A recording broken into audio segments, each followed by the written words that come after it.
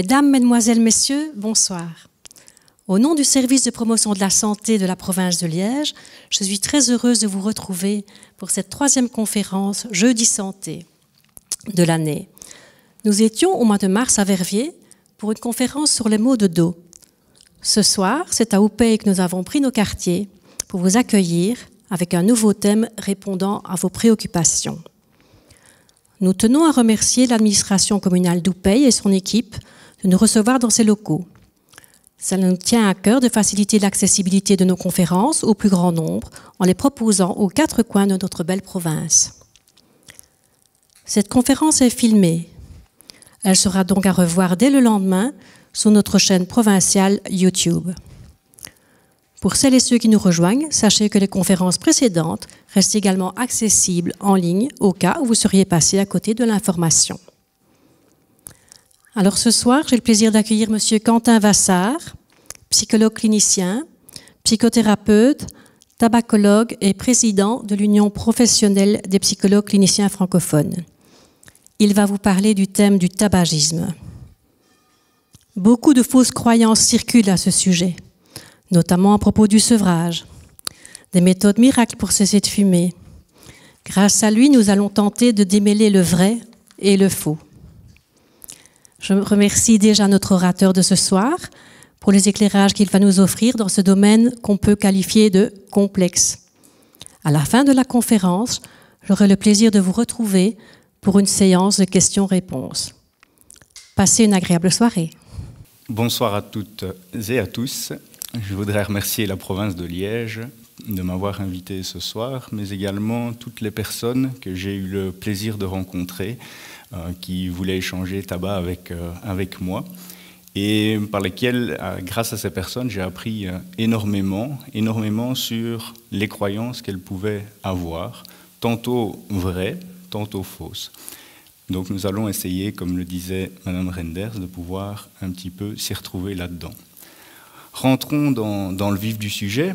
À première consultation, quand on vient me voir pour arrêter de fumer, la plupart du temps c'est pour arrêter de fumer, mais pas que, on me dit « Docteur, est-ce que vous avez déjà fumé ?»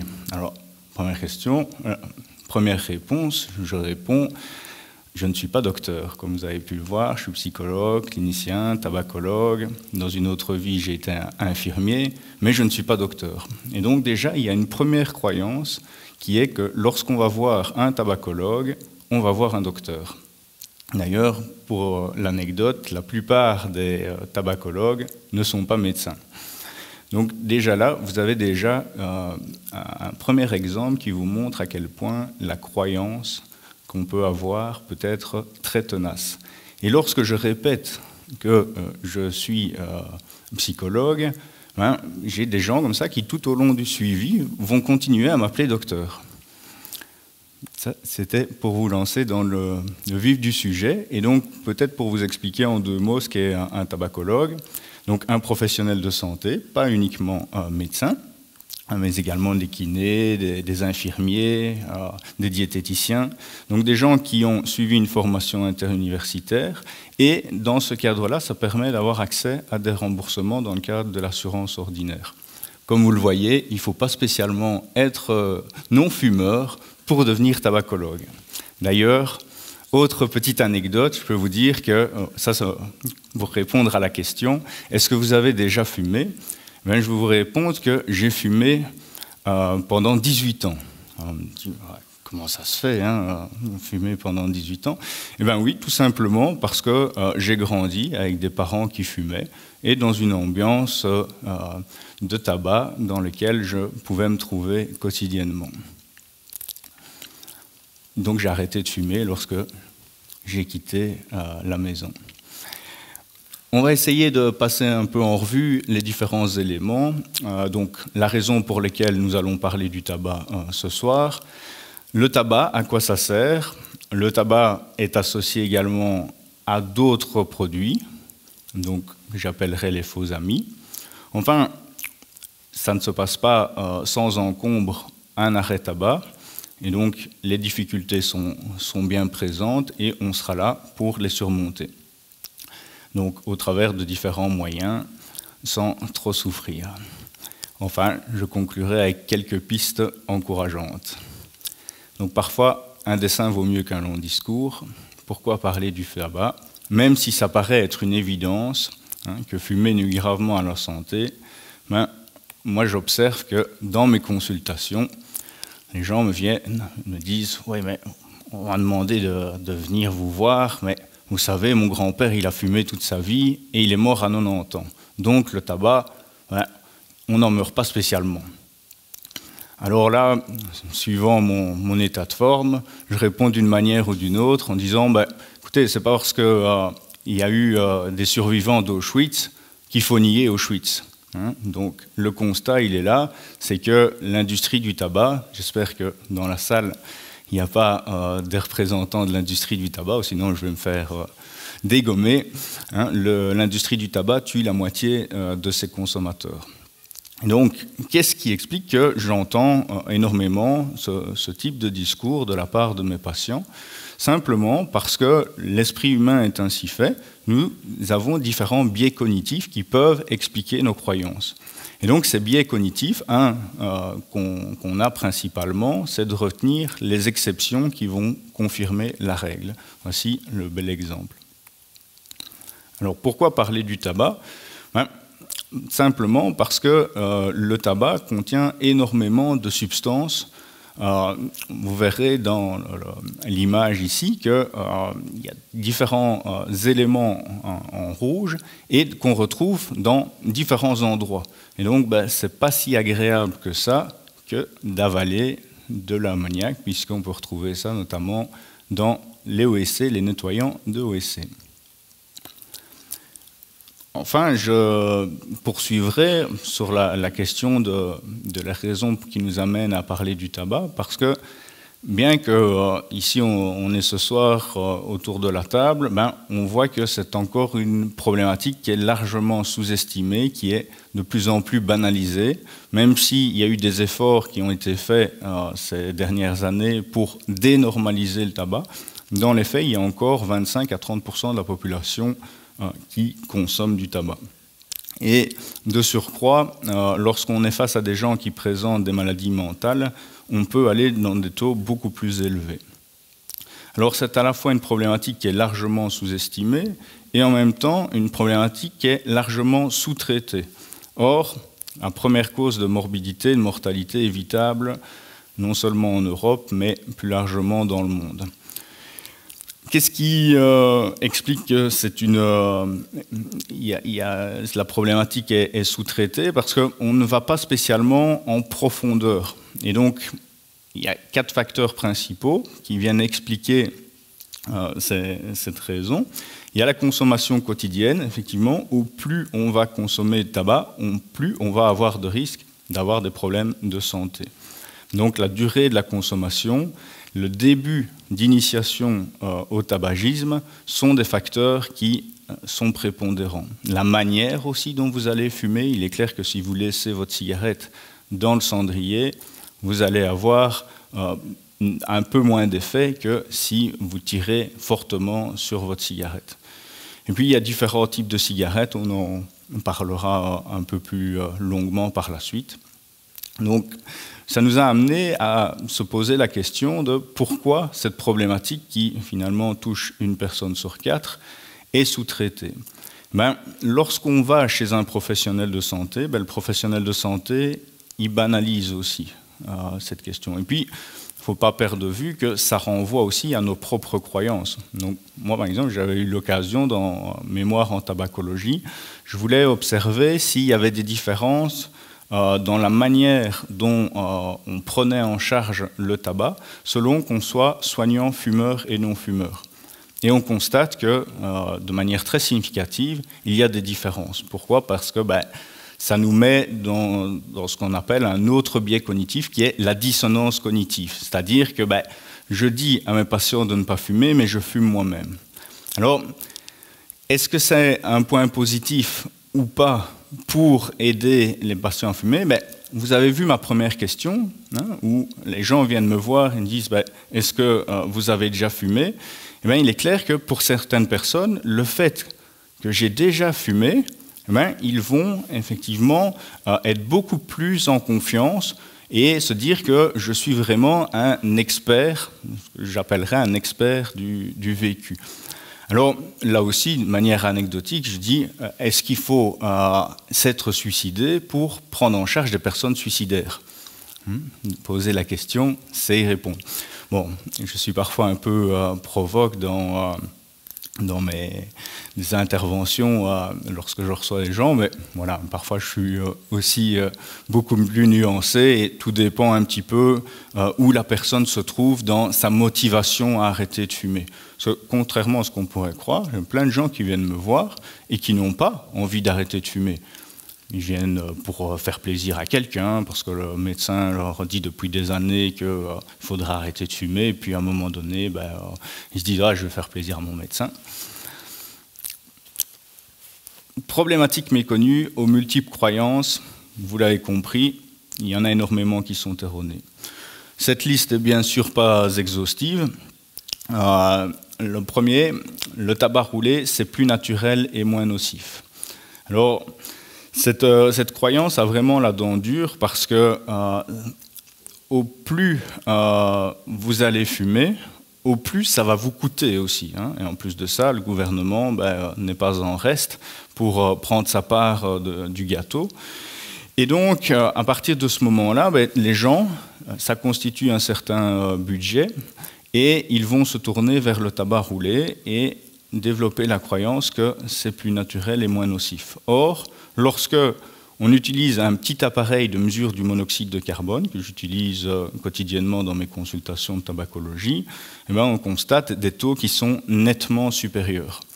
Alors, il y a différents éléments techniques qui viennent expliquer ça, notamment par exemple le fait qu'il n'y ait pas de filtre qui va un petit peu freiner certaines particules, le fait que le tabac ne soit pas spécialement bien tassé aussi, les types de feuilles, enfin voilà, différents éléments qui viennent nous montrer que finalement le tabac roulé, c'est pas si inoffensif que ça.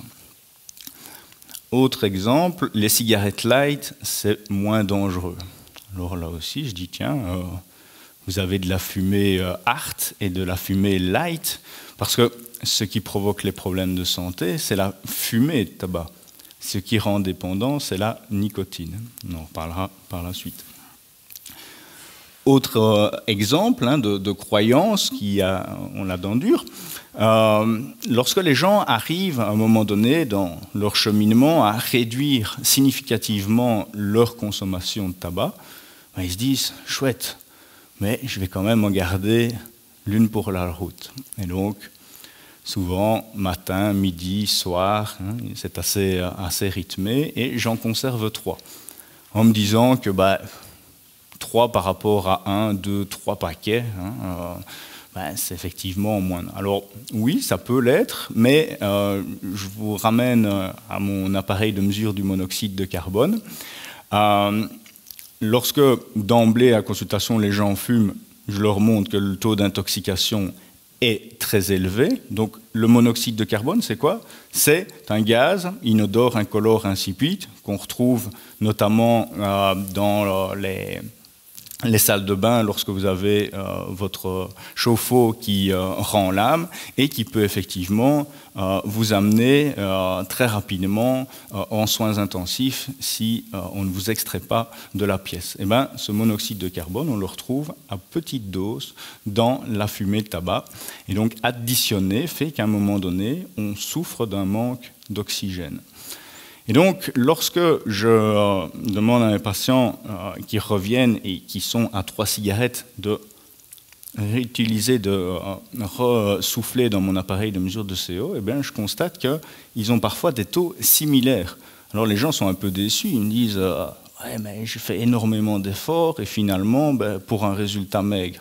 Donc, je vais refumer alors. » Je dis « non, parce que, vous pouvez refumer, mais... » Je peux vous inviter à justement laisser tomber ces 3 cigarettes et vous allez voir que là, vous allez retrouver effectivement une excellente oxygénation. Alors vous l'avez vu, tout le monde le reconnaît, c'est Serge Gainsbourg qui chantait Sea, Sex and Son. Et donc le tabac, c'est plus compliqué que je suis fumeur, je ne suis pas fumeur. Moi, je dis toujours, vous n'êtes pas spécialement né fumeur, bien que je pourrais dire, je suis né fumeur, parce que mes parents déjà fumaient, et donc dans la conception, j'ai baigné dans la fumée de tabac. Mais non, ce que je peux plutôt dire, c'est que je suis une personne qui consomme un certain produit dans certains contextes. Et donc, il est clair que selon qu'on utilise un contexte plutôt favorable, ou comme si Sex and Son, ou un contexte plutôt défavorable, eh ben, ça va modifier notre envie de fumer.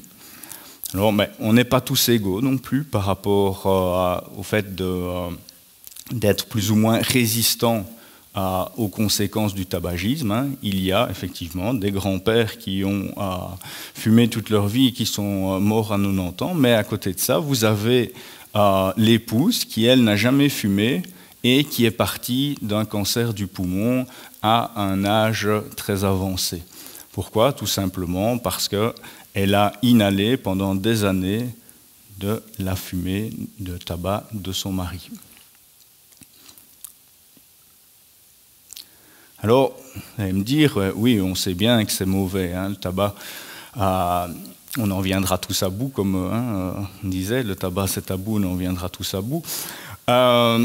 Moi, j'aborde la plupart du temps le problème sous un autre angle, en disant, si on continue à fumer, si un comportement se maintient, c'est qu'il a une raison d'être. Et la principale raison d'être, c'est que c'est une source de plaisir. Et je dis, vous arrivez à fumer, et qu'est-ce qui se produit? En 7 secondes, vous avez de la nicotine qui arrive à votre cerveau. Cette nicotine, elle se fixe sur des récepteurs au niveau du cerveau qui se trouvent partout dans le cerveau, notamment dans le siège des émotions, qui est la petite partie en bleu.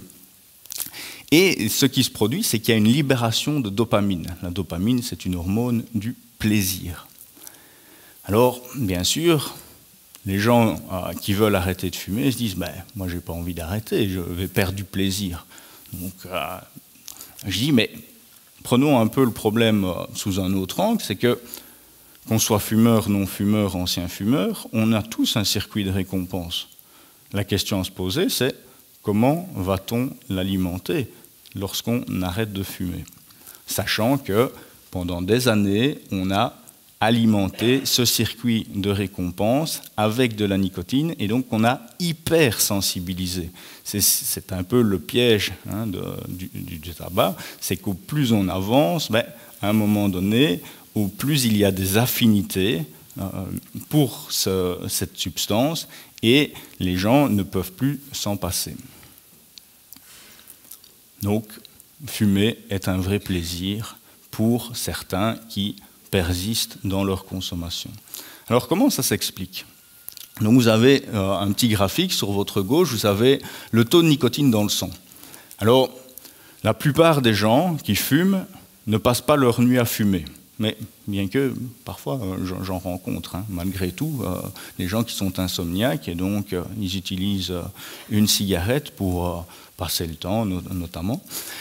Mais on constate quand même que le taux de nicotine dans le sang est relativement bas. Et donc, qu'est-ce qui se passe en fait? Les récepteurs à la nicotine, ils crient famine. Et donc, quand on souffre de famine, qu'est-ce qu'on fait? On vous présente à manger, vous êtes soulagé. Et c'est ce qui se passe avec tous ces petits pics. Ce qu'il y a, c'est que la nicotine a une durée de vie très courte. Et donc, il en faut chaque fois une nouvelle. Et donc, grosso modo, toutes les 2 heures, il y a cet appel de la nicotine qui se présente. Et ce qui se produit, c'est que lorsque vous arrêtez de fumer, vous revenez dans cette zone d'inconfort. Et donc, si vous n'utilisez pas d'autres moyens pour alimenter votre circuit du plaisir, incontestablement, vous allez en souffrir. Alors, le tabac. Il y a cette fonction de plaisir dont j'ai parlé, mais il y en a également d'autres. Notamment, sur le volet attentionnel, on constate que le tabac vient réduire la fenêtre attentionnelle. Et donc, par exemple, dans les personnes qui souffrent d'hyperactivité, on constate qu'ils utilisent en fait le tabac comme automédication. ce qui leur permet d'être plus concentrés sur certaines tâches. Alors il y a ce fameux rôle antidépresseur qui n'est pas à négliger, qui est vraiment à prendre en considération dans un arrêt. On en reparlera un peu plus longuement par la suite. Le tabac, c'est aussi un coupe-faim. Certains l'utilisent aussi comme antalgique quand ils souffrent de douleurs chroniques. Ce n'est pas le meilleur des antidouleurs, hein. Je vous rassure, il y en a d'autres, mais voilà, c'est une des fonctions. Et puis, il y a encore toute une série de fonctions qu'on peut lui prêter, bien évidemment, au tabac, hein. Je me souviens comme ça d'une ancienne collègue qui me disait, mais moi, quand je fume une cigarette, j'ai l'impression d'être en plein coït. Je dis, effectivement, là, ça va être un peu plus compliqué d'arrêter de fumer, vous vous privez de ce plaisir. Comme je vous le disais, le tabac, il a certains amis qui, en réalité, sont plutôt des faux amis. Alors, c'est vrai que le Phares, depuis quelques années, a mis en place une journée sans tabac, hein, qui a lieu chaque année le 31 mai, et le lendemain, c'est le 1er juin, ce qui nous amène aux premiers faux amis. Alors, de temps en temps, j'ai des jeunes, hein, de plus en plus d'ailleurs j'ai des jeunes, parce que les jeunes se posent quand même beaucoup de questions par rapport à leur consommation. Il y a quand même cette impression de liberté à certains moments qu'on peut perdre lorsqu'on se retrouve dans l'indépendance. Et donc, les jeunes disent, oui, mais je fume un petit joint par jour, c'est pas très grave, quoi, hein. Si ce n'est que ce petit joint par jour, en termes d'inhalation, il inhale beaucoup plus que ce qu'il inhalerait s'il utilisait une cigarette. Donc, grosso modo, une cigarette fumée, c'est 1 mg de nicotine que vous ingérez. Vous pouvez aller jusqu'à 3-4 mg sur un joint. Alors, plus de ça, souvent, avant ça, quand ils me disent le cannabis, voilà, ça ne provoque pas en soi de problème de santé. Alors, je dis aux jeunes, cannabis, vous le prenez pur. Enfin, je ne sais pas, si vous avez déjà essayé le cannabis, vous vous rendrez compte qu'il faut mettre du tabac dedans, ou sinon on n'arrive pas à l'allumer, quoi. Donc, c'est un piège parce qu'effectivement, il y a à la base une dépendance physique au cannabis qui est très faible, mais mélangée avec le tabac, les jeunes vont être pris au piège. Et généralement, les jeunes viennent avec, c'est pas les jeunes qui viennent avec des problèmes liés au cannabis, c'est souvent les parents qui s'inquiètent, hein, qui découvrent que leur jeune a fumé un joint. Alors là, ils veulent me voir en urgence. Le jeune, ça fait 2 ans qu'il fume, hein, donc souvent, quand les gens prennent une décision, effectivement, il faudrait que le rendez-vous soit fixé pour la veille. Bon, ça, à un moment donné, à l'impossible, nul n'est tenu. Alors, autre élément assez exotique, hein, c'est une pipe à eau qu'on ramène souvent des pays du Sahel. Et dans ces pays, il y a cette tradition de se réunir. Et ce qu'on constate, alors là aussi j'ai une petite anecdote, lorsque j'étais dans mes cours de tabacologie, je me suis retrouvé comme ça autour d'une pipe à eau et je n'avais pas encore eu la formation, la sensibilisation tabac et chicha. Et mon épouse qui n'a jamais fumé, jamais touché une cigarette, comment est-ce possible? Mais oui, il y a des gens aussi comme ça, hein, beaucoup de gens qui n'ont pas spécialement besoin ou rencontré le produit. Là ici, je la poussais à tester de sorte en toute convivialité. Et bon, elle résistait, puis finalement, elle a quand même essayé. Et par la suite, j'ai eu cette information, tabac et chicha, et elle regardait un petit peu mes cours, et puis horrifiée de voir qu'effectivement, sur une session d'1h30, on peut aller jusqu'à fumer l'équivalent d'un paquet de cigarettes. Donc c'est quand même pas négligeable. Pourquoi? Parce qu'en fait, les volumes inhalés sont beaucoup plus forts, beaucoup plus importants. Alors, je dirais la codépendance qu'on retrouve le plus fréquemment, c'est cette association entre le tabac et l'alcool. cette association qui va dans les deux sens, puisque fumer fait boire et boire fait fumer. Alors, les croyances ressurgissent et souvent, même chez les soignants, hein, on a ces croyances-là. Surtout, n'arrêtez pas de fumer en même temps que l'alcool. Alors, pourquoi? Parce que déjà, arrêter de boire, c'est déjà pas simple, mais si en plus de ça, on vient rajouter une tare qui a arrêté de fumer, alors vous comprendrez aisément que si fumer fait boire et boire fait fumer, avoir une vision globale de la situation peut avoir un sens. Donc, par rapport à ça, ce qu'on constate, c'est que 25% des gens vont se lancer dans un double arrêt, 50% vont être hésitants, donc ça vaut quand même la peine du coup d'en discuter. Vous aurez toujours des résistants comme le premier patient que je vous ai évoqué avec son grand-père qui est mort à 90 ans et qui a fumé toute sa vie.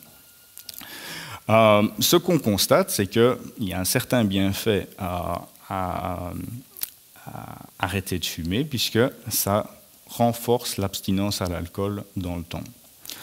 Moi, ce que je dis aux gens quand ils viennent me voir, c'est que et qui consomment de l'alcool et qui ne veulent pas spécialement revoir ça, je dis écoutez, on peut essayer, mais on est dans une mission impossible si on n'essaye pas un peu d'avoir une réflexion sur votre consommation d'alcool. Et ça va être très compliqué de pouvoir dissocier votre consommation de tabac de la consommation d'alcool. Comme je le disais, il y a encore énormément de travail à faire puisque ça renvoie chacun à sa propre consommation d'alcool. Autre petit faux ami, c'est le café. Café, coca, enfin tout ce qui contient de la caféine. Alors je ne sais pas si vous connaissez la règle des 3 C. En tout cas, lorsque je parle de ça à un fumeur, tout de suite, il comprend ce que je veux dire. Pas besoin d'un long discours, vous avez le dessin qui s'offre à vous. Et donc, oui, ce qui se passe, c'est que café et cigarette est remplacé par le petit déjeuner. Le matin, qu'est-ce qu'on a besoin? C'est de se mettre en mouvement pour se lancer dans la journée. Et donc, la personne va prendre 2 excitants. Le problème, c'est que ces excitants, ils ont une durée de vie très courte. Et donc, ils vont comme ça multiplier consommation de café et de cigarettes. Pourquoi, en fait, cette association est très présente? C'est que la caféine abaisse le taux de nicotine dans le sang, donc ça augmente l'envie de fumer, incontestablement. La cigarette accélère l'élimination de la caféine, donc le fumeur est en mesure de pouvoir boire davantage de café sans avoir les effets négatifs du café.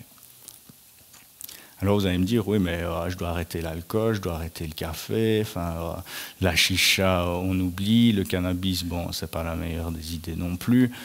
Moi, qu'est-ce que je fais avec tout ça? Alors, de nouveau, pour moi, quelqu'un qui souhaite arrêter de fumer, c'est un petit peu lorsque vous vous retrouvez avec une armée face à l'ennemi, mais il est clair que si vous foncez tête baissée, à un moment donné, forcément, vous allez être défait très rapidement. Et donc, je pense que ça vaut la peine vraiment de mettre en place une stratégie, ce que moi j'appelle la première phase, la phase de la préparation à l'arrêt. Et puis, à un moment donné, lorsque vous le sentirez, on rentre dans un arrêt.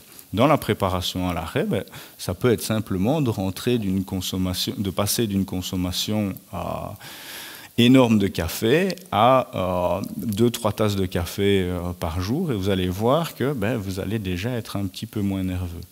Et ce qu'on observe, et ça les gens sont toujours assez surpris, c'est qu'ils reviennent avec cet objectif-là de réduction de café, et ils observent qu'ils sont un peu moins nerveux, et donc du coup, ça les motive davantage, ils reprennent confiance en eux, dans leur capacité à pouvoir arrêter de fumer.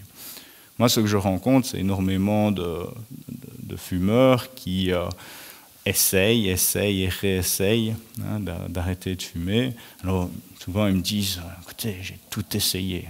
Je dis « Ah si vous avez tout essayé, c'est que vous n'avez plus besoin de moi. » Alors, « Oui, si, on va quand même essayer avec vous. » Je dis oui, mais bon, j'ai pas de baguette magique, et donc on va un petit peu analyser un petit peu plus votre rapport avec le tabac. Donc, dans un premier temps, ce qu'on peut inviter les gens à faire, c'est simplement une observation. Pourquoi? Parce que le comportement tabagique, c'est un automatisme qui s'est créé des milliers de fois au cours de votre vie.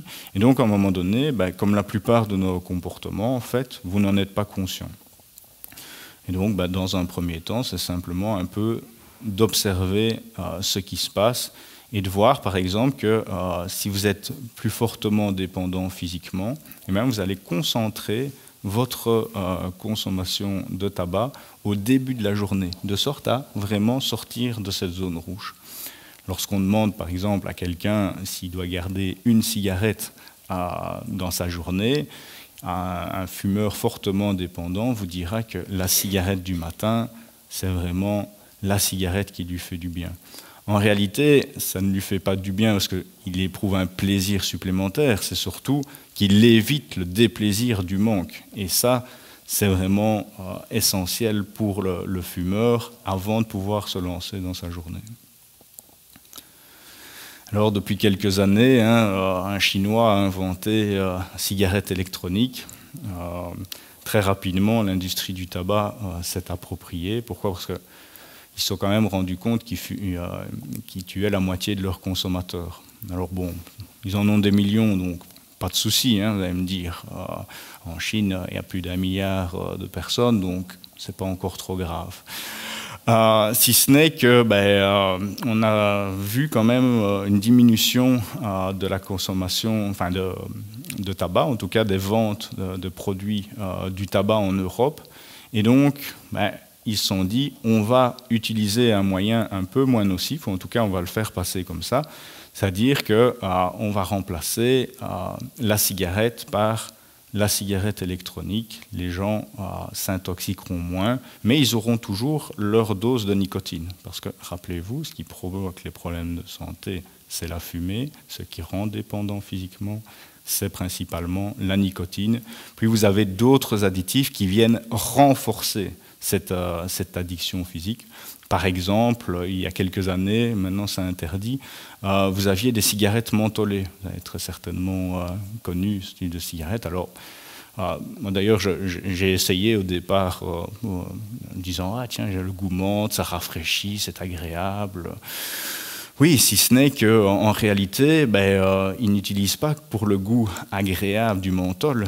Ils utilisent ça aussi parce que le menthol a cette propriété d'ouvrir les bronches. Et donc, ça veut dire quoi? Ça veut dire que la nicotine, plutôt que de rentrer en 7 secondes dans votre cerveau, elle va rentrer en 5. Et donc, c'est bingo pour accélérer la dépendance physique à la nicotine. Et donc, on décide à un moment donné de remplacer. Alors, ce qui se passe, vous savez, quand un produit est nouveau, on a tous envie d'essayer. Et puis, progressivement, on constate que ce n'est pas le produit miracle non plus, mais il faut reconnaître que toute une série de gens ont pu se passer du tabac au moyen de la cigarette électronique. Et donc, à la fois, il y a eu une publicité énorme, donc c'est un produit qui échappe à l'industrie pharmaceutique, donc c'est un produit de consommation. Et donc, qui dit produit de consommation dit publicité. Et donc, lorsque vous utilisez la publicité, il est clair que ce n'est pas en mettant en avant les effets désagréables du produit, bien évidemment. Et donc, qu'est-ce qu'on fait? La publicité, elle, va minimiser les risques, les effets observés, et on constate malgré tout que ça provoque une certaine irritation au niveau des poumons. Et donc, voilà, c'est une petite substance qui s'appelle la créoline. Donc, c'est un arôme qu'on vient brûler et qui, à un moment donné, vient se coller sur la paroi du poumon. Et ce sont des morts assez agressives. Et puis, ce qu'il y a, c'est que cette publicité, elle vous donne l'illusion, à l'image de ce qui se passait avec le cow-boy Marlboro, que vous avez certainement tous bien connu, ou le palmier de chez camel, hein, c'est bien ça, cette illusion de liberté, de choix hein, que vous avez, mais ce n'est jamais qu'une illusion parce que à un moment donné, cette dépendance, elle va s'installer. Il y a une nuance aussi importante, c'est qu'on ne parle pas de fumer une cigarette électronique, on parle de vapoter. Et donc la manière dont on va inhaler, la réaction qu'on va avoir dans le cerveau sera quelque peu différente. Et donc, je dis toujours aux gens, ok, vous voulez arrêter de fumer, mais vous vapotez. Ça veut dire quoi? Ça veut dire que vous provoquez une certaine fumée qui est peut-être un peu moins toxique que le tabac. Donc voilà, si vous ne parvenez pas avec d'autres moyens de substitution, en dernier recours, pourquoi pas utiliser celui-là. Mais in fine, ça peut maintenir la dépendance physique et surtout, moi ce que j'observe, c'est la dépendance comportementale. Pourquoi? Parce que vu que vous avez moins de shoot de nicotine, or c'est ce que recherche le fumeur, c'est avoir ce shoot de nicotine, et vous allez être en permanence avec votre cigarette électronique, vous allez vapoter. Donc, quelques règles de prudence s'imposent. Hein. Déjà, à un moment donné, vous avez des bactéries qui se développent, donc il faut l'entretenir. Comme c'est un produit qui échappe à tout contrôle, on peut retrouver ça sur le net, dans des marchés parallèles. Donc, si vous vraiment, là, vous ne pouvez pas vous passer de cigarette électronique, je ne peux que vous recommander, en tout cas, d'aller dans des lieux de vente où on sait de quoi on parle. Je vous ai parlé tout à l'heure que le tabac pouvait être un antidépresseur.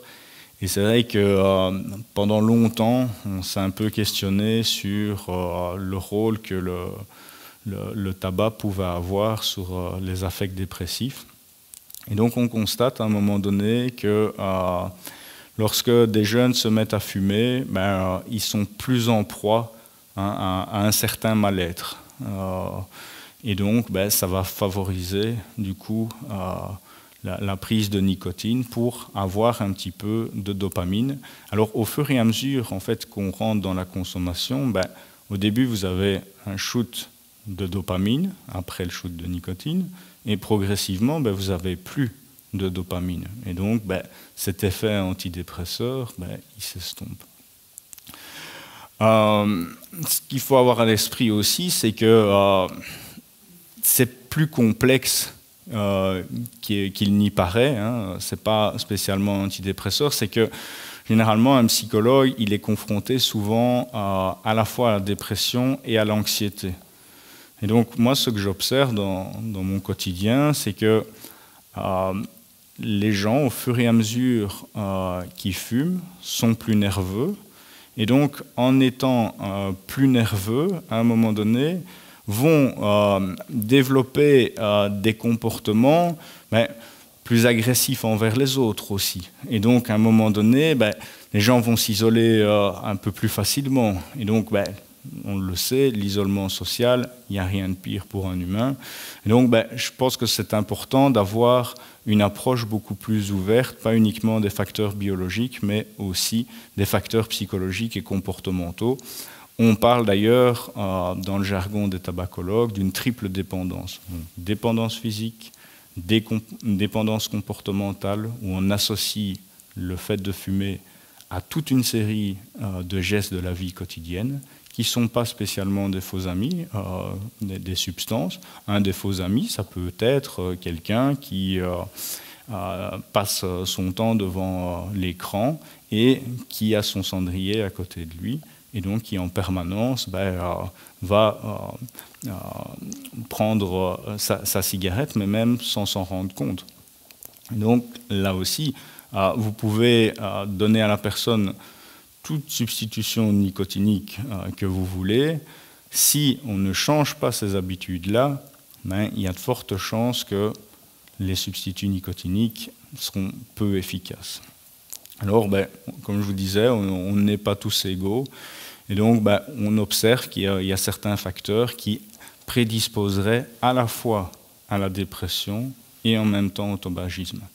Donc, Ça explique notamment que les personnes qui souffrent de maladies mentales ont beaucoup plus de mal que les autres à arrêter de fumer. Et à l'heure actuelle, j'ai travaillé quelques années en service psychiatrique, ce qu'on pouvait constater, c'est que les personnes ne mouraient plus de leurs troubles mentaux, mais des conséquences du tabac. Ça, c'est une triste réalité. Donc, comme je vous disais, souvent, anxiété, dépression, ça va de pair. Lorsque quelqu'un de très stressé vient me voir, il me dit, voilà, moi, tabac, ça me détend, ça me calme. Alors là aussi, dans la préparation à l'arrêt, il est clair que si vous êtes face à quelqu'un de très agressif, j'ai déjà eu des gens qui me disaient, j'ai refumé parce que sinon j'allais frapper sur mes enfants. Et donc, clairement, à ce moment-là, je veux dire, de deux mots, il faut choisir le moindre dans la situation, mais on va plutôt alors travailler dans les séances de suivi votre gestion de l'impulsivité. Ce qu'on observe, donc, contrairement à la croyance que le tabac peut détendre, c'est qu'en réalité, le tabac améliore surtout l'anxiété et l'irritabilité liées au sevrage. Vous l'avez compris, lorsque votre récepteur à nicotine crie famine, vous allez le rassasier et c'est ça qui va faire que vous vous sentez un peu plus détendu, mais vous avez un effet retard, c'est-à-dire que le tabac étant un excitant, 20 à 30 minutes après, vous avez une augmentation de la fréquence cardiaque et de la tension artérielle. Donc, in fine, vous mettez votre corps à rude épreuve. Et donc, on observe que les gens sont plus en proie à développer des attaques de panique. Et parfois, il y a des gens qui viennent me voir, mais pas uniquement, pas du tout pour le tabac, des personnes anxieuses qui veulent gérer leur anxiété. Et ils constatent qu'ils sont passés d'un état anxieux à vraiment des crises, des attaques de panique qui les tétanisent. Et ce qu'on observe, c'est que le tabac peut jouer un rôle là-dedans. Donc, à long terme, le tabac aggrave plutôt l'anxiété et peut favoriser aussi, alors, à certains moments, cette anxiété chronique de la dépression, un sentiment d'impuissance aussi que je perds le contrôle sur les choses, sur ma vie, et donc ça amène aussi à de la déprime. Donc, dans la préparation à l'arrêt, qu'est-ce qu'on va envisager? Différentes manières de pouvoir gérer son anxiété. Donc, vous avez différentes techniques que les psychologues, les kinés connaissent très bien.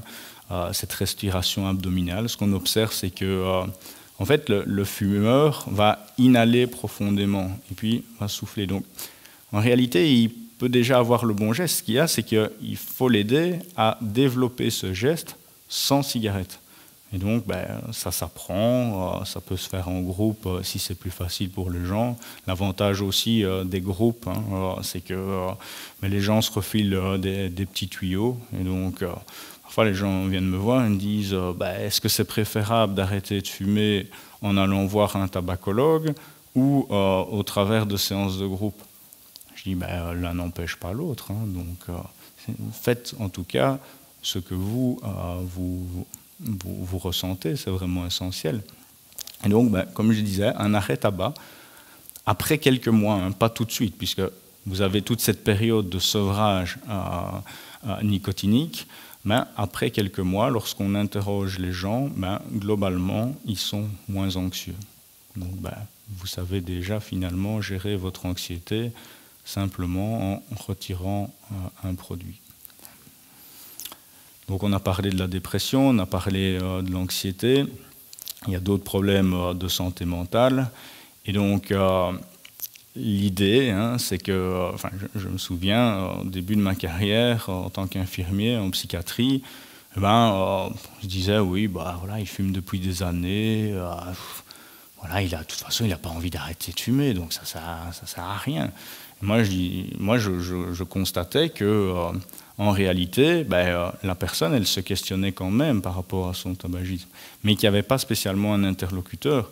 Et ce qu'on constate aussi, c'est que à certains moments, le soignant peut, par exemple, développer la croyance que ça va être un facilitateur. Vous savez, on se passe une cigarette, et donc parce qu'on se passe une cigarette, on crée un lien. Et donc, moi, j'ai fait l'expérience, sans jamais fumer, finalement, d'accompagner la personne en dehors, dans un endroit où elle peut fumer, et de me rendre compte que on peut discuter tabac. Et là, alors, vous êtes dans son cadre de vie, et vous pouvez, en tout cas, plus facilement, en tant que non-fumeur, comprendre un peu ce qui l'amène à réfléchir sur son tabagisme. Prudence, cependant, c'est que effectivement, ça peut, un arrêt tabac qui n'est pas accompagné d'un suivi peut déstabiliser les gens qui souffrent de problèmes de santé mentale, et donc il faut quand même y aller doucement. Enfin, ça, je pense que c'est essentiel dans toutes les problématiques de santé au XXIe siècle, c'est que ce n'est pas un seul professionnel de santé qui peut tout régler. Je pense que le travail en équipe, comme je dis souvent, même si seul on peut aller parfois plus vite, ensemble on va plus loin. Pour ces personnes, j'invite aussi à avoir un suivi beaucoup plus rapproché. Donc toute une série de personnes peuvent gravir autour de la personne qui fume, et ce qui sera essentiel aussi, c'est de pouvoir mobiliser l'entourage. L'entourage, vous savez, quand madame a vraiment envie d'arrêter de fumer, elle vient me voir, elle dit « Ouais, moi, c'est motivation 10 sur 10. » Ah, ok, excellent. Et vous fumez tout seul? Ah, ben non, j'ai mon mari, lui, il est content avec le tabac, il ne veut pas. Je dis, alors je dis, bon, vous êtes mariés depuis combien de temps? Ah, ça fait 20-30 ans, on est mariés, donc j'imagine que si vous restez 20-30 ans ensemble, c'est que vous avez dû mettre en place des compromis pour pouvoir continuer à vivre ensemble. Et je dis, écoutez, monsieur, on ne va pas intervenir par rapport à son tabagisme, hein, ça lui appartient, sa décision. Je dis, mais si on veut vous aider, vous, à un moment donné, ça serait peut-être quand même bien que, alors que vous ne fumez plus, vous vous retrouvez avec des taux d'intoxication liés au tabagisme passif parce que monsieur continue à fumer à l'intérieur. Et donc, est-ce qu'il n'y aurait pas moyen de modifier un petit peu l'habitude de monsieur? Alors, là aussi, si à un moment donné, on met le tabac en dehors de la maison, il est clair que monsieur ne doit pas se sentir puni. Donc, important, si c'est un moment d'échange de se retrouver avec la cigarette, d'aller alors à l'extérieur où vous n'allez plus être en contact, mais vous allez toujours plus en contact direct avec la fumée, mais vous allez pouvoir avoir un échange. Cependant, c'est quand même assez compliqué à faire au début. Pourquoi? Parce qu'il y a cette fameuse dépendance comportementale et simplement le fait d'avoir vu le produit. Il est clair que le premier facteur de rechute, c'est l'envie de fumer. Et donc, si le produit est à proximité, c'est beaucoup plus simple que si vous devez commencer à vous habiller, à aller trouver un night and day à 10 km. Et donc, ce qu'on préconise, bien sûr, c'est de pouvoir mettre le tabac à distance. D'ailleurs, on a mis en évidence que chez des anciens fumeurs, des années après, on pouvait réactiver au niveau cérébral toute une série d'aires qui étaient totalement endormies, simplement en activant la vue d'un paquet de cigarettes ou d'une marque préférée que la personne consommait. Donc, là, ce n'est pas pour rien qu'on a interdit la publicité du tabac, parce que la simple vue suffit. Il n'y a même pas besoin d'avoir des images attractives pour que la personne se lance dans une recherche effrénée de tabac.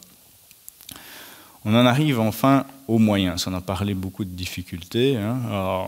Il y a pas mal de croyances aussi liées aux moyens. Alors, comme je me souviens d'un grand tabacologue parisien, il disait « Moi, mon objectif de tabacologue, c'est d'atténuer au maximum les symptômes de manque. Et donc, on va bombarder les gens d'une manière ou d'une autre avec de la nicotine. » Je vous ai dit, ça peut aider, mais ce n'est pas suffisant, puisqu'il y a des taux de rechute qui sont relativement importants si on ne multiplie pas les stratégies. Donc, ils sont bien connus, ces signes d'arrêt. Je pense que le fumeur, lorsqu'il arrête pendant quelques heures, voire quelques jours, tout de suite, il commence à être un peu plus irritable, à être un peu plus agressif envers l'entourage, à moins bien dormir, à avoir des difficultés à se concentrer. Enfin, voilà, c'est des signes qu'on rencontre fréquemment. Donc, chez un tabacologue, qu'est-ce qu'on fait? Dans un premier temps, on pose une photographie en 3D de la situation parce que il faut mettre en place une stratégie. Et donc, il est clair que dans un premier temps, ça va être de s'axer sur où la personne se trouve dans sa motivation. Il est clair que quelqu'un qui a une très faible motivation, on ne va pas tout à coup arriver avec son plan bien détaillé sur ce qu'on va mettre en place. Non, parfois j'ai certaines consultations, c'est simplement de montrer la situation telle qu'elle à la personne et de voir où elle veut aller, si elle veut aller un peu plus en profondeur. Alors j'utilise souvent cette métaphore du déménagement. Lorsqu'on arrête de fumer, on décide de déménager en quelque sorte. Mais on était dans une habitation où on a accumulé énormément de choses. Et donc si demain vous déménagez, qu'il n'y a aucune préparation qui est faite, immanquablement vous allez faire plus de casse que si vous avez eu le temps de bien préparer vos paquets, de bien emballer vos verres. Et donc, à ce niveau-là, ça vaut la peine de pouvoir de nouveau se donner du temps pour arrêter. C'est compliqué parce que le fumeur, lui, il vient, comme je vous dis, il est déjà un peu plus irritable, un peu plus nerveux d'ordinaire, et donc il veut une réponse toute faite. Et donc, moi, d'emblée, je dis aux gens, écoutez, en termes de la première consultation, vous risquez d'être extrêmement déçus. Je dis, mais c'est pas grave, c'est pas pour autant qu'on ne peut pas, à un moment donné, apprendre à rouler à vélo et faire de belles balades. Quand on apprend à rouler à vélo, qu'est-ce qui se passe? On se casse la figure une fois sur deux. Mais au fur et à mesure qu'on réitère l'expérience, on découvre qu'il y a de beaux coins dans notre Wallonie à découvrir. Donc, deuxième temps, après avoir mis en place la photographie, on va faire différentes propositions à la personne en fonction de ses valeurs, de l'état de motivation dans lequel elle se trouve. Si j'arrête de fumer, est-ce que je vais avoir des effets bénéfiques tout de suite?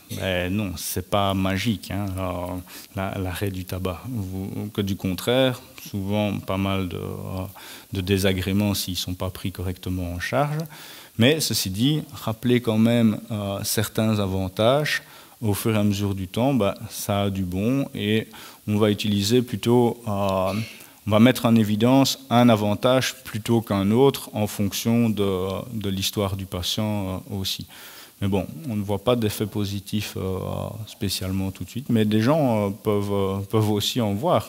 Parfois, sur une semaine, les gens me disent j'arrive à monter les escaliers. Et donc, ça vaut quand même aussi la peine de se centrer sur les effets bénéfiques de cet arrêt. Alors une question qui revient souvent, est-ce qu'il vaut mieux arrêter brutalement ou progressivement? De nouveau, chaque situation est unique. Si on regarde un petit peu la littérature, on vous dit que c'est 50-50. Ça, c'est la théorie quand on prend grand groupe de population. Lorsqu'on prend une personne, on peut observer qu'en fonction de son parcours dans la vie, tantôt elle sera plus à l'aise pour diminuer progressivement et à d'autres moments brutalement. Donc, pas de bonne ou mauvaise réponse. Les gens aussi se disent, oui, mais c'est bien, moi j'ai envie d'arrêter de fumer, je mets des patchs, mais si je mets des patchs, je ne peux plus fumer du jour au lendemain. Alors je dis, tiens, pourquoi vous pourriez plus fumer? Parce que c'est grave, docteur. Je répète, je ne suis pas docteur, mais bon, voilà, les gens parfois ça persiste. Et c'est grave. Je dis, tiens, fumer, c'est pas grave en fait. Je dis, vous prenez de la nicotine sous une autre forme. La différence de cette nicotine sous une autre forme, c'est que vous n'avez pas de shoot de nicotine. Et c'est ce qui fait que le fumeur fortement dépendant est relativement déçu par certains moyens de substitution parce que il n'y a pas cette délivrance instantanée, ça n'arrive que progressivement, il y a un palier. Alors maintenant, il est clair que si le tabacologue, qu'est-ce qu'il va faire si vous décidez d'arrêter de fumer? Il va essayer de mettre la substitution la plus adéquate en fonction de la dépendance physique. Il est clair que si vous venez, vous ne changez rien à vos habitudes, vous persévérez dans votre consommation et que vous prenez les substituts nicotiniques équivalents à votre consommation de tabac, à un moment donné, forcément, vous allez avoir des signes de surconsommation de tabac. Les gens décrivent souvent, quand ils ont trop fumé, ils ont un certain dégoût, ils ont le cœur qui peut s'accélérer. Et donc, oui, c'est clair que là, à un moment donné, moi je dis aussi, il faut savoir ce qu'on souhaite. Alors, si vous souhaitez un arrêt progressif, en continuant à fumer pendant un certain laps de temps, c'est possible. Simplement, on va diminuer le patch pour que que vous soyez dans une zone assez confortable et que vous puissiez atteindre votre objectif de réduction. Alors il ne faut pas faire ça ad vitam aeternam non plus, parce qu'à un moment donné, il est clair que la consommation, les automatismes risquent de reprendre le dessus. Alors je vois qu'il y a des dames dans la salle. Et donc ce qui revient souvent, c'est de dire, oui mais vous savez, je me trouve déjà un peu trop grosse, et si en plus j'arrête de fumer, ça ne sera pas acceptable pour moi. Alors qu'est-ce qui se passe par rapport au fait d'arrêter de fumer et de prendre du poids? On observe que 30% des gens ne prennent pas de poids, voire en perdent. Alors, qu'est-ce qui fait que les gens peuvent en perdre? C'est que derrière ça, ils ont préparé leur arrêt et ils vont modifier leur alimentation aussi, qui vont faire qu'ils vont moins aller vers des alimentations sucrées, moins de sucre rapide. Ça va les aider effectivement à ne pas prendre de poids.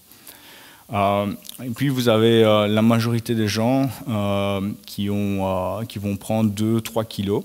Et puis, vous avez des gens comme ça qui vont prendre jusqu'à 10, 15, 20 kilos. Il est clair que là, ça nécessite une approche beaucoup, beaucoup plus préventive en agissant d'abord sur le comportement alimentaire. Donc, d'où l'intérêt de travailler en équipe et de référer, parce que le tabacologue, moi je suis psychologue, je vais donner des conseils de base liés à l'alimentation, mais une fois qu'on rentre un petit peu dans des problématiques spécifiques, comme je dis, on ne fait bien que ce qu'on fait souvent. Autre moyen pour arrêter de fumer sans trop souffrir. Donc vous l'avez compris, il y a autant de manières d'arrêter de fumer qu'il n'y a de fumeurs. Il n'y a pas de bonne ou mauvaise manière. Au plus on va multiplier les tentatives d'arrêt, au plus on a de chances d'arrêter. Mon grand-père me disait, tu sais, ça a été difficile, gamin, mais je m'y suis repris à 3 fois, et la 3e fois, ça a été la bonne. Et on constate qu'en moyenne, il faut plutôt 4 fois pour arrêter définitivement de fumer.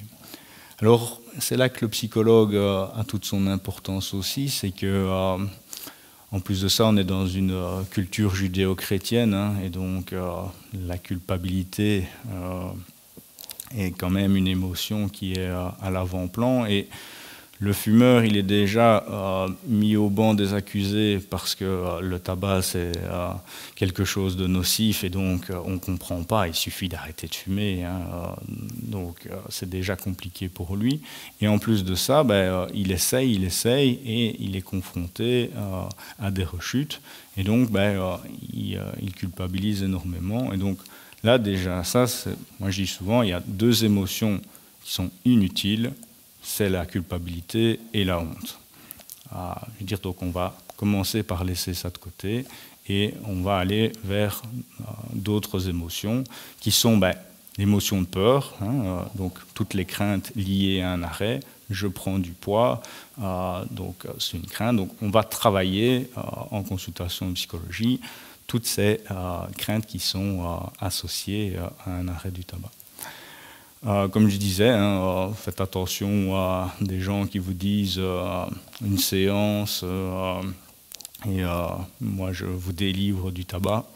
On constate que lorsqu'on fait des études, on voit que 6 mois, 1 an après, finalement ça correspond à un effet placebo. Donc il n'y a pas spécialement d'intérêt, si ce n'est que si vous avez des gens qui ont envie de s'en mettre plein les poches, en tout cas, vous serez peut-être le bon pigeon.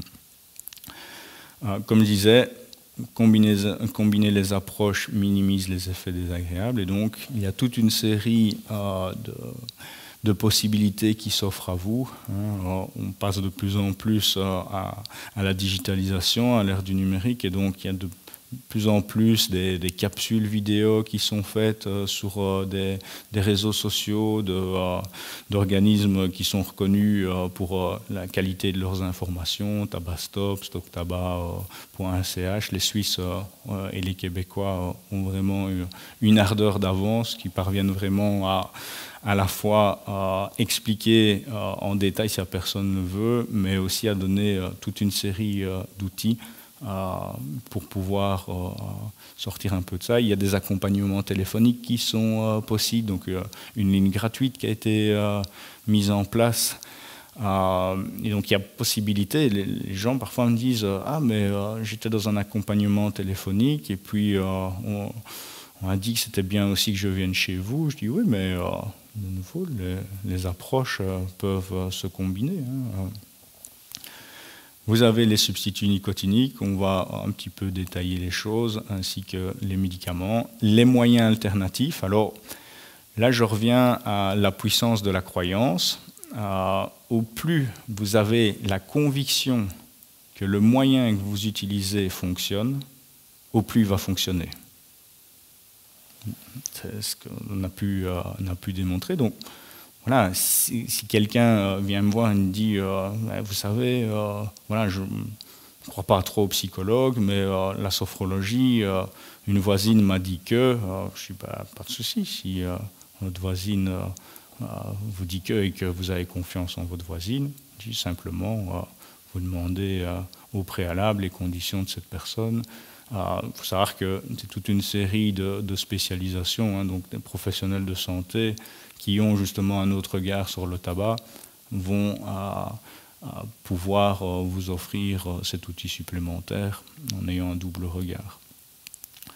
Donc différents types de substituts hein, qu'on peut combiner, les patchs, des comprimés, des gommes, l'inhaleur, le spray. Bon, cigarette électronique est un moyen, mais comme je vous dis, je ne peux pas vous le recommander en tant que tel, pour le fait qu'il ne soit pas si inoffensif que ça.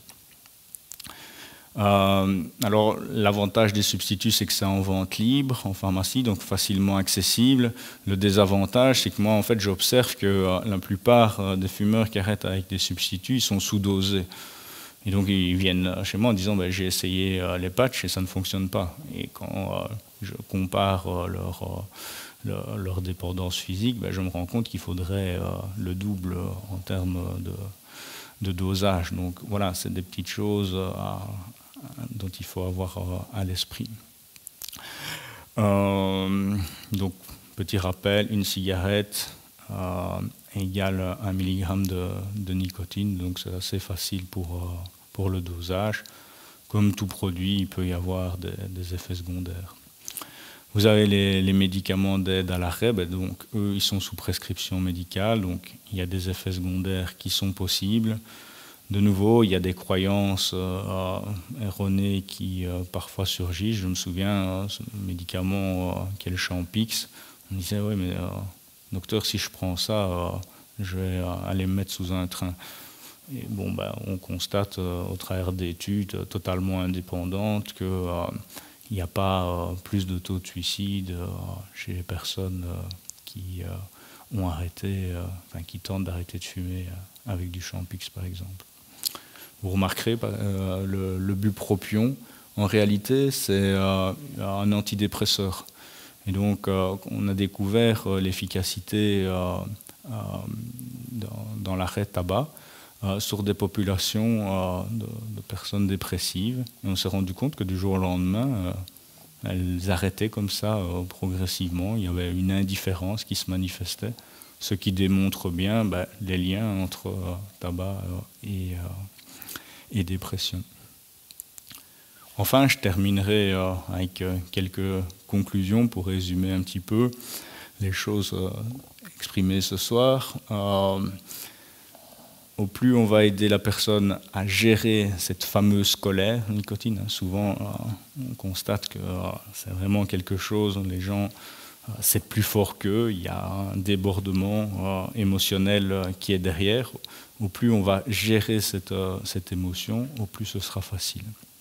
Et donc, arrêter de fumer, c'est comme déménager, mais donc, on avait effectivement certains plaisirs à son ancien domicile, et donc on va accompagner la personne. Je dirais qu'on passe d'un plaisir de courte durée, intense et rapide, vers, et c'est ça le fameux switch hédonique, vers d'autres formes de plaisir. Donc, la première question à se poser, c'est si j'arrête de fumer, vers quel autre plaisir je vais? Enfin, le but étant de retrouver sa liberté. Je vous remercie pour votre attention.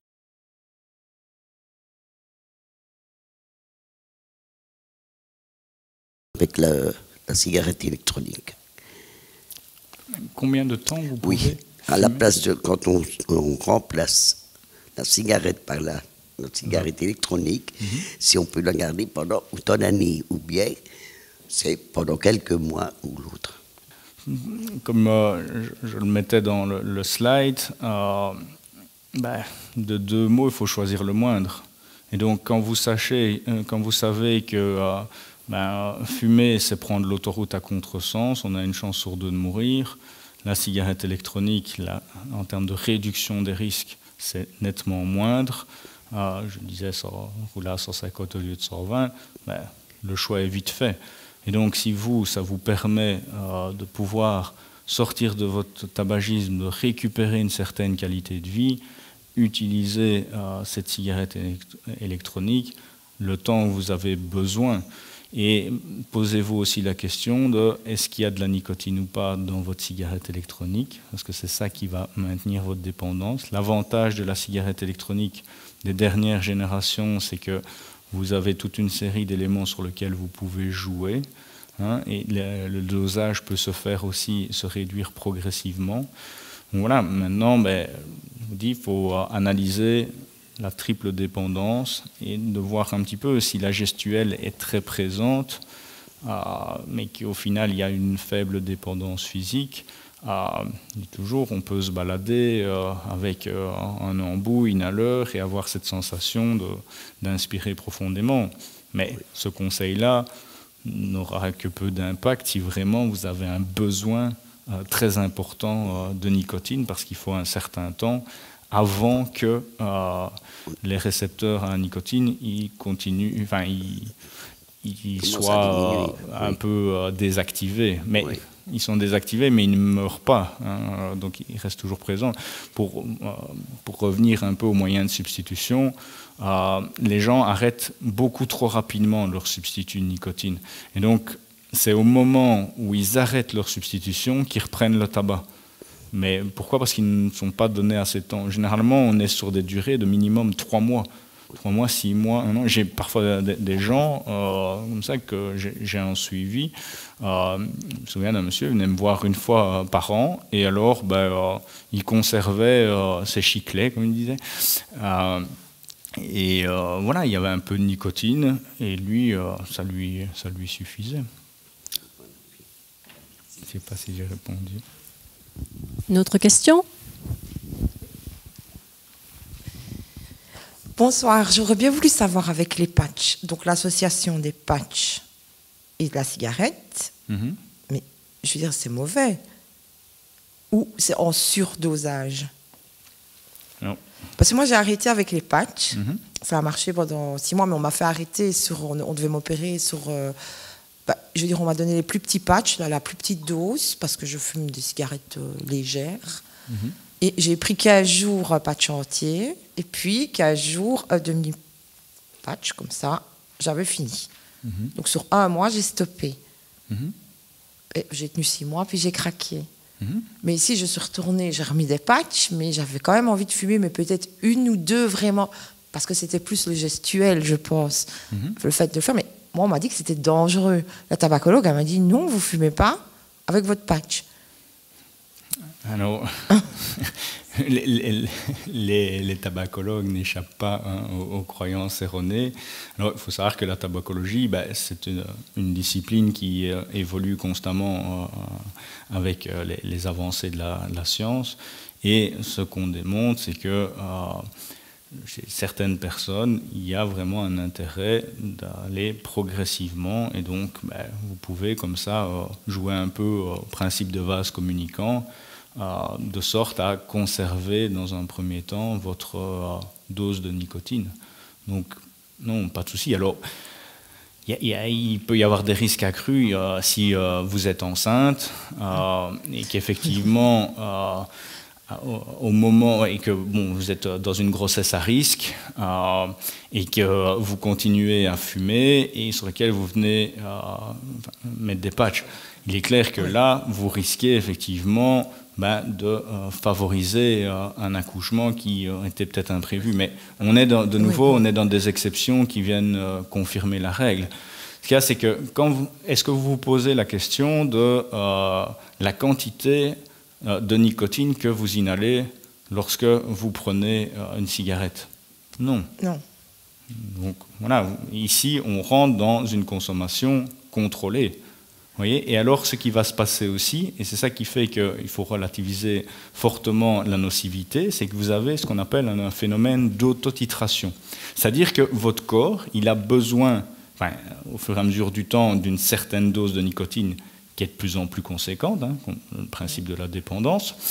Et si vous consommez un peu trop, naturellement, inconsciemment, ça vous vous en rendez pas compte, mais on a pu faire des études là-dessus, c'est que vous allez tirer un petit peu moins sur votre cigarette.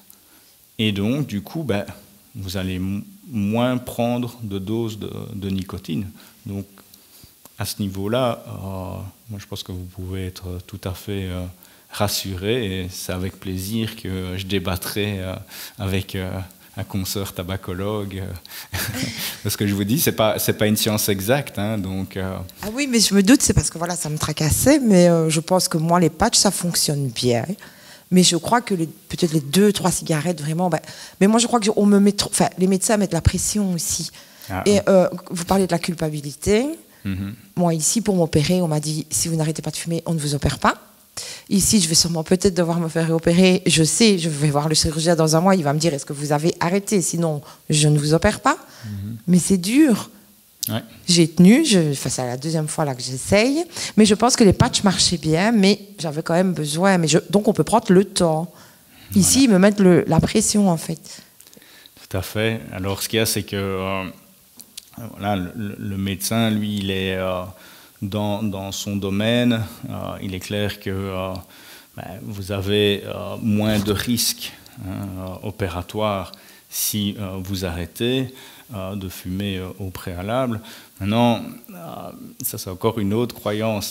Comme je vous disais, les gens viennent voir un tabacologue et se disent il va me bassiner sur les effets secondaires du tabac. Ça.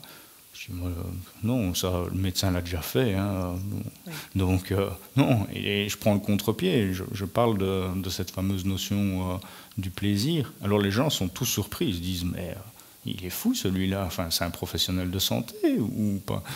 Et là, alors à ce moment-là, les résistances aussi, elles diminuent et la personne se sent davantage en confiance. Ça démontre aussi toutes les limites du modèle médical et la nécessité de rentrer dans une approche biopsychosociale. Merci. Avec plaisir. D'autres questions? Oui. Statistiquement, au niveau des méthodes pour arrêter de fumer, quelle est celle qui, entre guillemets, marche le mieux? La combinaison des approches. Donc vous avez peut-être 20-25% d'arrêt tabac avec les substituts nicotine. Vous rajoutez, par exemple, un médicament d'aide à l'arrêt, vous augmentez les chances. Vous rajoutez un suivi chez un psychologue, tabacologue, vous augmentez encore un peu plus les chances. Donc, vous voyez, de nouveau, il n'y a pas une bonne méthode plutôt qu'une autre. C'est vraiment l'ensemble qui va faire que...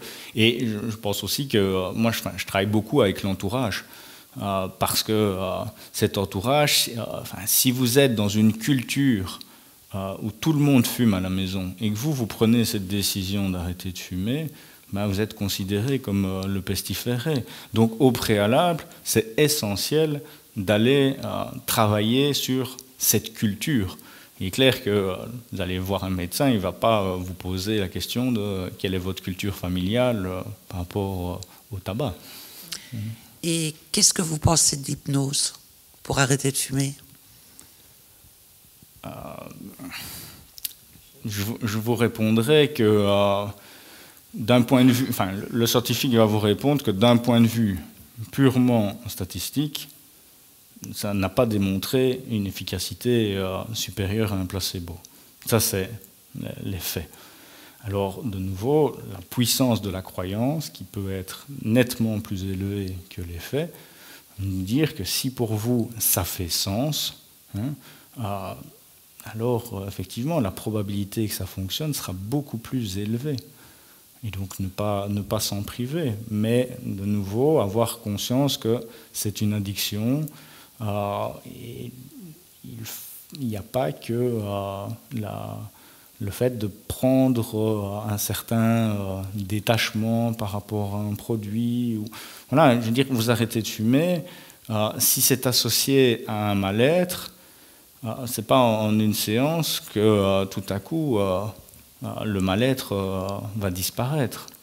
Donc, je ne déconseille pas, mais en première intention, je ne vais pas dire aux gens, allez voir un sophrologue. Et d'autant plus qu'on est dans une spécialité qui n'est pas légalisée en tant que telle. Donc n'importe qui peut faire de la sophrologie, peut s'inventer sophrologue. Et donc ça peut faire des dégâts aussi. Et ça, les psychologues en voient malheureusement les conséquences désastreuses dans leur quotidien. Je peux encore une. On dit toujours qu'arrêter de fumer, c'est une question de volonté. Est-ce que vous pensez qu'il est possible d'arrêter de fumer parce qu'on en a envie, mais qu'on n'a pas vraiment la volonté? Donc on se dit, j'ai envie d'arrêter de fumer, ça me coûte cher, c'est pas bon pour la santé, mais en même temps, j'ai envie de continuer à fumer, parce que comme vous dites, c'est un plaisir. Est-ce qu'il y a quand même possibilité d'arrêter de fumer, même si on n'est pas à 100% motivé? Pour répondre à la première partie de la question, je vais vous retourner la question. Savez-vous le pourcentage de gens qui ont envie d'arrêter de fumer, des fumeurs? Aucune idée? Je dirais tout le monde. On n'est pas loin, 80-90% des gens qui veulent arrêter de fumer. Mais on constate qu'on n'est pas à ces taux de réussite-là. Donc ce n'est pas qu'une question de volonté. Il y a d'autres mécanismes qui se mettent en place. Et il faut davantage voir la motivation comme un processus cyclique.